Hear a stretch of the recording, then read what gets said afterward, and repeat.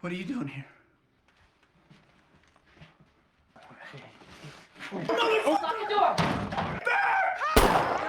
The story opens at a US Marine Corps training base. It's October 7th, 2007. Captain Sam Cahill is preparing to deploy to Afghanistan. Calm and composed, Sam is everything a soldier and a family man should be. Before leaving, he writes a letter for his wife, Grace.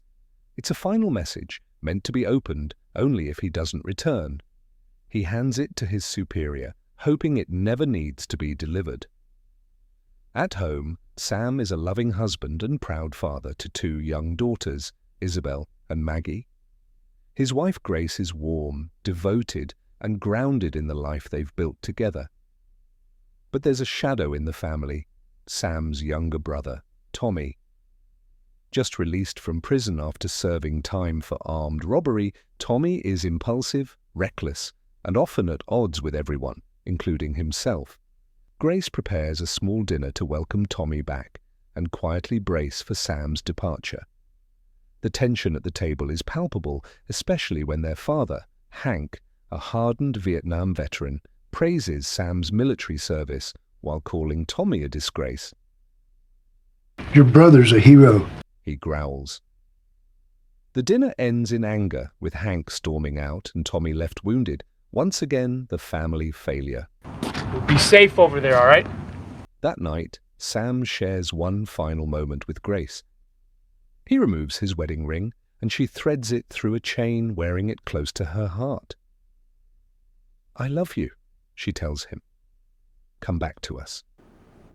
Just 5 days later, Sam is in the Afghan desert, documenting the unfamiliar terrain on his phone. He's calm, almost at peace. The tragedy strikes fast. The helicopter transporting his family is shot down. His death arrives like a thunderclap. 2 uniformed men show up at Grace's door. Her daughter opens it. "What's wrong?" But she already knows. Sam is presumed dead. Shattered, Grace replays videos of her husband, dials his phone again and again. Each time she's met with his voicemail. "Captain Sam Cahill, please leave a message." She's drowning in grief. Tommy, unaware of the crash, shows up late that night, drunk and carefree. When Grace tells him Sam is gone, it hits him like a blow. "They never should have let him go," he yells. For all his faults, Tommy loved his brother. At the funeral, Grace receives Sam's letter, but she can't bring herself to read it. The grief is too raw. Isabel and Maggie don't want to wear black. The little one doesn't understand why her daddy won't come home. But Sam isn't dead. Deep in Afghanistan, he and Private Joe Willis have survived the crash, only to be captured by the Taliban. Thrown into an underground prison, Sam immediately takes charge. "You give them nothing," he warns Joe. "No names, no ranks." Meanwhile, back home, Tommy begins stepping up in a way no one expects. He checks in on Grace. He repairs the broken kitchen. He spends time with the girls making pancakes and making them laugh. No.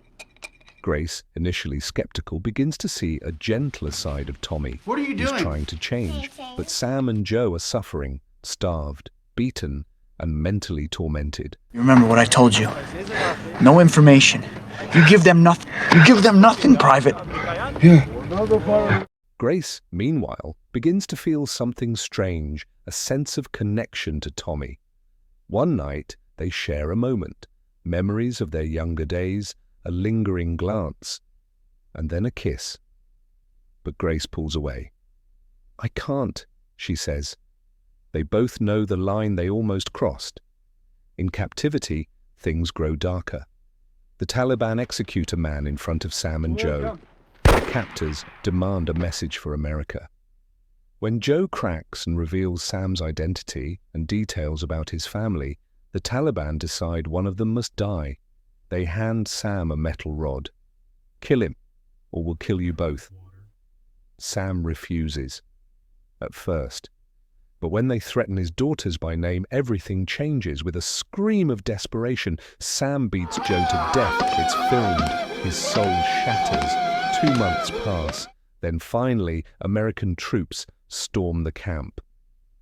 In the chaos, Sam is rescued, but the man who returns is not the man who left.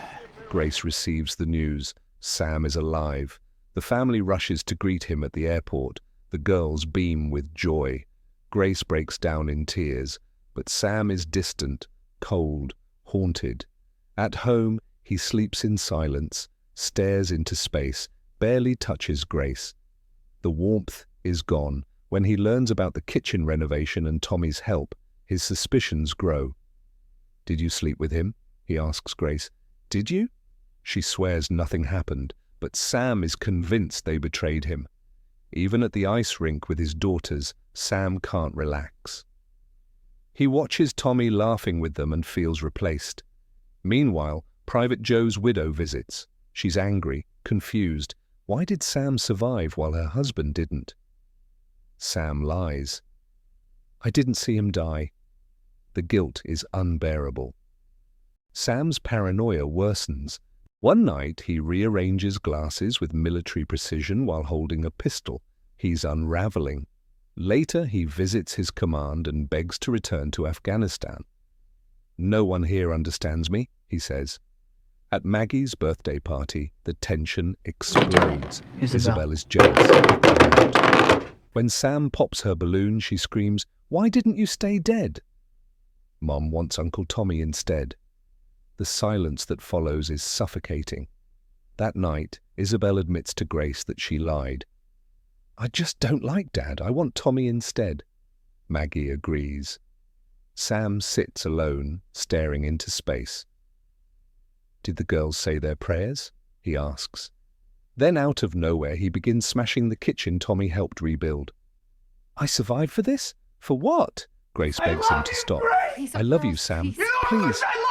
But Sam is breaking. Tommy arrives and tries to help, but Sam pulls a gun on him. Sirens wail outside. The police surround the house. Sam walks out with the pistol in his hand. "Drop the weapon," they order. He raises it to his head. "I'm drowning, Tommy," he screams. "You don't know what I did?" Tommy pleads with him to stop. Grace cries. At the last moment, Sam throws the gun down. The nightmare ends. He's taken to a psychiatric facility for war veterans. In the silence of the house, Grace finally opens the letter. Sam's handwriting pours out love, hope, and faith. If you're reading this, it means I didn't make it back. "But I want you to know you were the best part of my life." She breaks down. Sam later calls Tommy from the clinic. They make peace. Tommy promises to look after the girls. Finally, Grace visits Sam. "I've loved you since I was 16, she says. "But if you don't tell me what happened, you'll never see us again." Sam can barely speak. But then he does. A single, shattering truth. "I killed Joe Willis." Grace hugs him. Sam doesn't know if he'll ever be the same again, but for the first time since his return, he has hope.